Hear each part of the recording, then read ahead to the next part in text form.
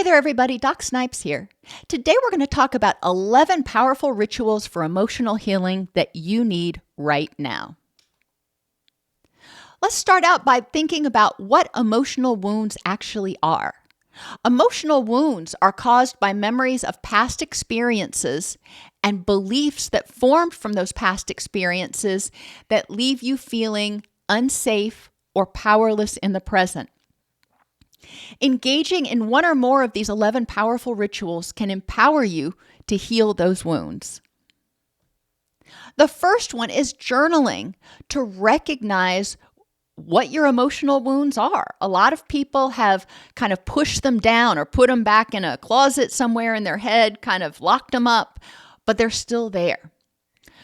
Journaling can help you recognize your emotions and signals of distress and emotional wounds in each piece of your life.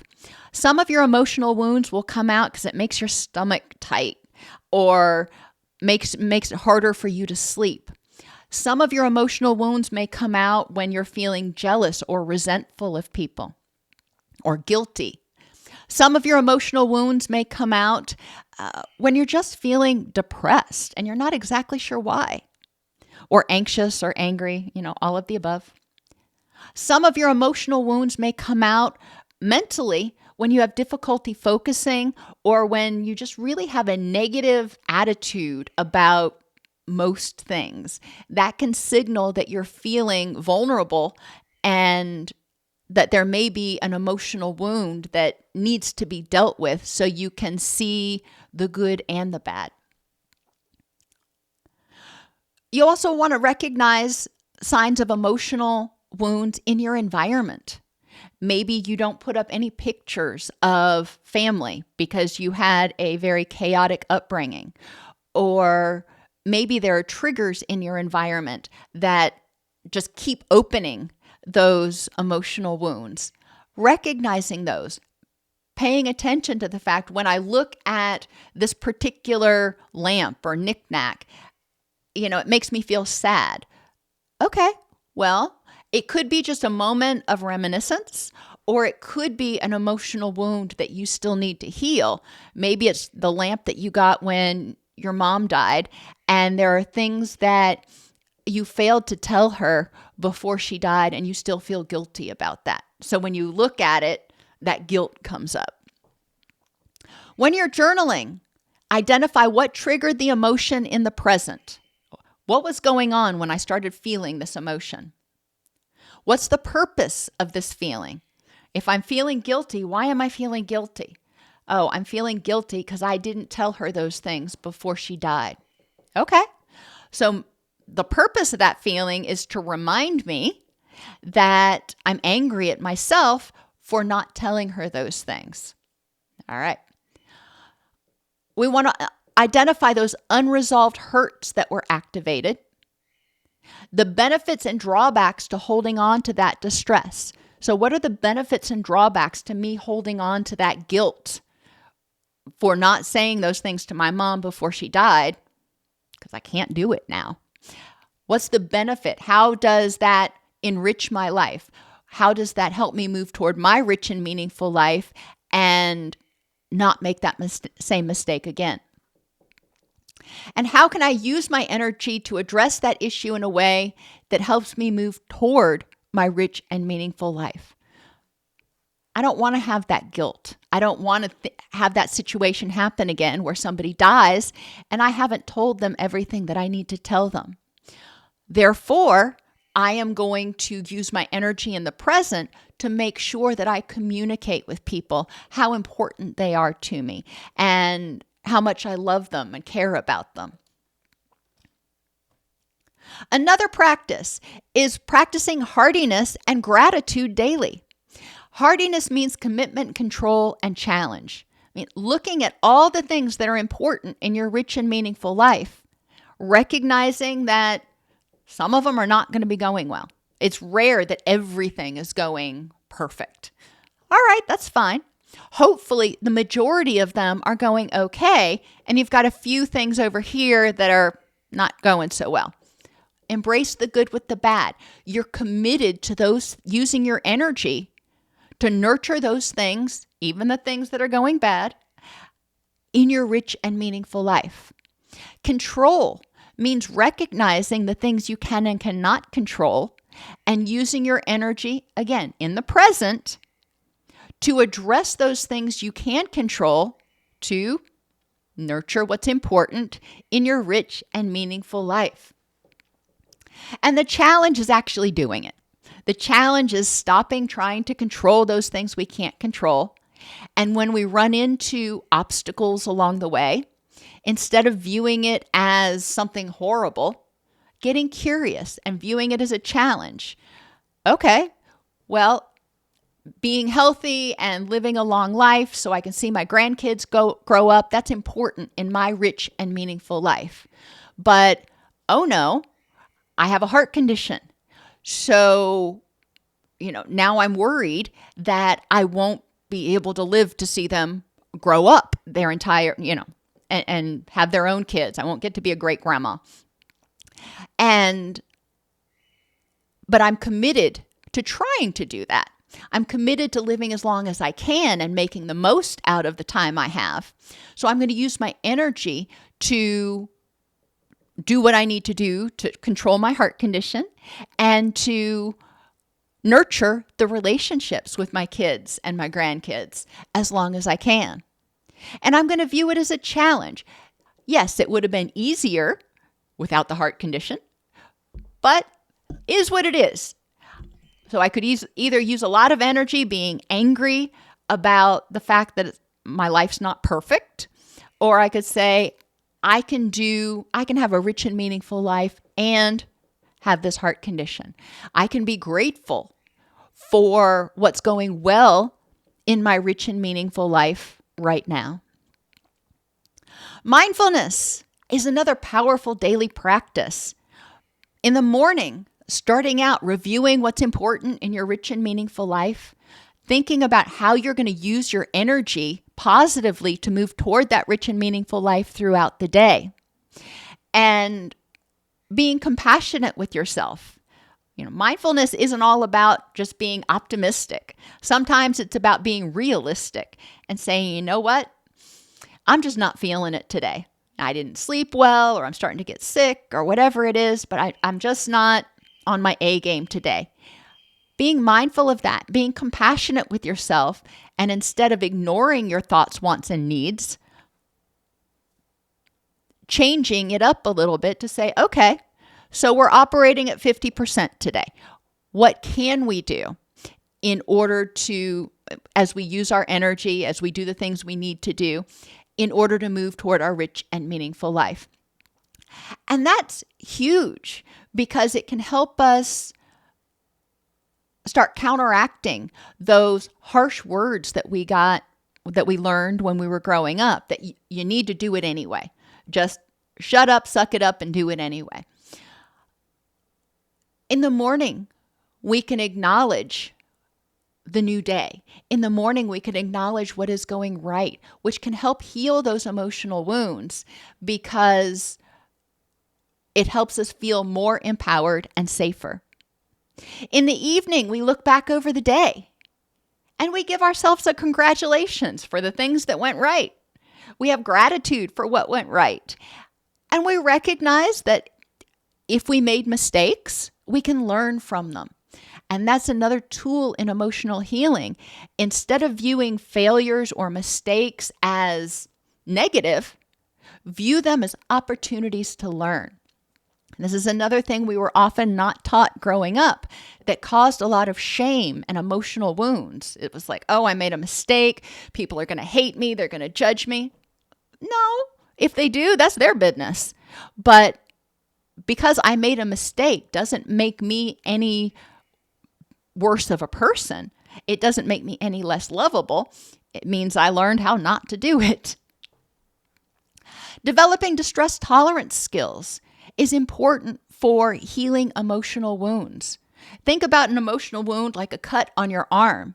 And when you're trying to heal that wound, you want to protect that cut and that scab from getting assaulted again. You don't want a bunch of stuff messing with it and knocking off the scab or what have you.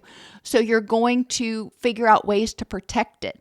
If it starts to hurt, you're going to figure out ways to address that so the pain doesn't, so you can tolerate the pain while it heals. If you've ever had a broken bone, you know how this goes. Some days are better than others. But learning how to tolerate that distress to keep from reopening old wounds, learning how to tolerate that distress and saying, you know what? I'm different now. The situation's different now. That was horrible back then. And the way I felt back then wasn't right. But there's nothing I can do to change the past. So in the present, I can recognize that that younger version of me is still hurting. And I can help that younger version of me heal. And I can tolerate the distress. It's not going to overwhelm me. It's not going to overtake me. You can validate your feelings and avoid what Hayes calls dirty discomfort.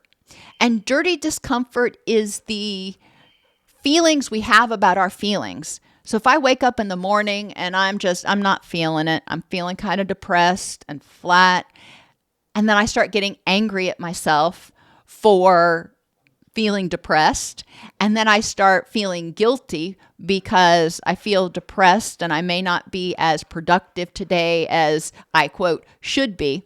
That's dirty discomfort. Each one of those emotions drains my energy. So the more feelings I have about my feelings, the more energy I'm spending on focusing on distress. So validate your feelings. You wake up in the morning, you're depressed, you're just not feeling it. Alrighty. Well, I might use some of my energy to figure out why I'm feeling this way, but I'm going to avoid holding on to those fleeting other feelings. I may get angry for a minute, like, I'm feeling depressed again. When am I going to feel better? All right, acknowledge it, let it go. What we're focusing on is the depression. And feelings, we don't want to completely eliminate them. They help us survive. Anger and anxiety are there to tell us, just like a smoke alarm, there might be a threat. All right, well, check it out. If there's a threat, then act to protect yourself. If there's not a threat, let it go. And finally, strengthen your vagus nerve, also known as your relaxation response. Your vagus nerve triggers the rest, digest, and repair, what's the word I'm looking for? System. And when you're stressed, that relaxation response is kind of off, if you will. And when you're stressed for a long time, that stress response becomes dominant and becomes a bully, and your relaxation response has difficulty telling it to turn down, telling it to turn off. So by strengthening your relaxation response, by strengthening your vagus nerve and developing those distress tolerance skills, so you feel more empowered to tell your brain, to tell your body, hey, there's nothing to be worried about right now. I got this. You're going to start healing those emotional wounds. You can also create a personal affirmation using distress-tolerant thoughts. You wake up in the morning, and it doesn't have to be, I'm good enough. If you don't believe it, don't say it to yourself, because no matter how many times you say it, you're probably never going to believe it. So you need to find something that you believe. Personal affirmation could be, I can do this today, or I'm strong enough to get through the day, or I can do anything for 15 minutes. Whatever affirmation that you need that says, I got this, and I can handle this situation or this feeling, even if it's unpleasant, can be really helpful. I encourage people to write it down, keep a copy on their mobile device so they can look at it wherever they are. You can also define what emotional healing looks like for you. It looks different for every person. And just saying that when I'm healed emotionally, I'll be happy. Well, what does happy look like to you? I have a friend of mine who said the happy boat sailed many years ago. That's not a feeling I'll ever experience. Okay. Not going to invalidate him. That's fine. So what does emotional healing look like for him? And it's important for him to define what that looks like. Contentment, maybe that's as high as you think you can get. Okay, so what does that look like? If you're content, how is it going to impact you physically? How is it going to change your relationships with yourself and with others? How is it going to impact your emotions? How is it going to impact the way you think about things and how clearly you can think? Those are all the things that we're going to use to define what you're working toward when you say, I want to heal emotionally. That way, when you get there, you can look back and say, yes, I'm sleeping better. I have less pain. I have less digestive upset. I am more patient in my relationships. Whatever it looks like for you that will let you know that you have healed or you are healing emotionally. You can also reprogram your subconscious, starting with what emotional healing looks like for you, thinking in your mind right before you go to sleep about one thing that'll be different when you're healed emotionally. So maybe in my mind, I envision myself being more patient with people at work throughout the day. That's one of those things I just envision. So I'm starting to heal my ability or inability to manage my emotions. And by doing that right before bed, it actually sort of seeps into, if you will, your subconscious. And they've done studies with athletes who've envisioned like doing the perfect golf stroke or the perfect dive. And they've also envisioned it with other things like being able to confidently talk with other people. When people envision it right before they go to sleep, it actually does have an impact. When you're rehearsing it in your mind before you go to sleep, it starts to create those neural networks. You can practice forgiveness and acceptance. And finally, engage in hobbies, listen to music, and get outside to just increase those positive chemicals to balance out the distress and create an environment where you can heal.